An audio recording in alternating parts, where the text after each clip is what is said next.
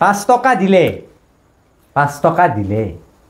কথাটো বুজাত বাৰু অকণমান কিবা অসুবিধা হৈছে নেকি আসলতে 5 টকা এটা দিলে 5 টকা এটা দিলে এইটো মোৰ জীৱনৰ সঁচা ঘটনা এটা ক'বলৈ লৈছোঁ যিটো কথাত আমি সাধাৰণতে কৈ থাকোঁ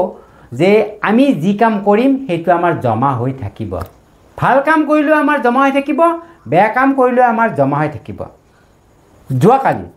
যোৱাকালি কি হৈছিল মই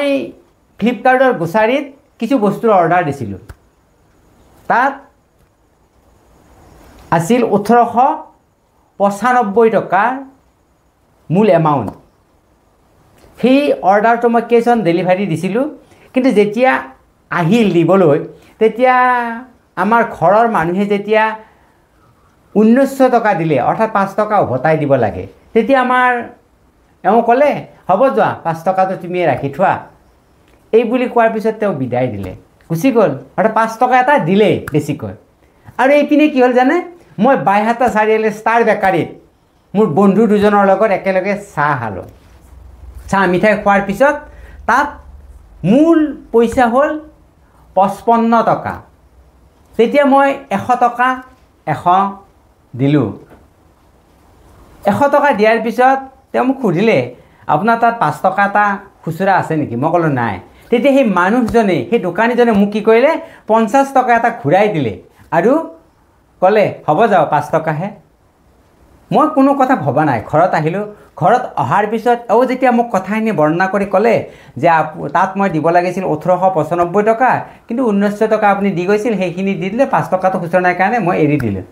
তেতিয়া মোক ঘপককৈ মনত পৰিল যে সেই সময়তে দুপৰীয়া সময়তে মোক সেই বাইহাটা চাৰিআলি ষ্টাৰ বেকাৰীৰ মানুহজনে কিন্তু মোক কি কৰিলে 5 টকা এটা এৰি দিলে অৰ্থাৎ মই যদি কাৰোবাক দিলোঁ মোক কোনোবাই দিলে অৰ্থাৎ মোৰ মূলধন একেই থাকিল ইয়াৰ অৰ্থ এইটো যে আমি যিয়েই নকৰক ভাল কাম কৰিলেও আমাৰ জমা হৈ থাকিব বেয়া কাম কৰিলেও আমাৰ জমা হৈ থাকিব অৰ্থাৎ আপুনি বা আমি জীৱনত কেতিয়াও আমি আমাৰ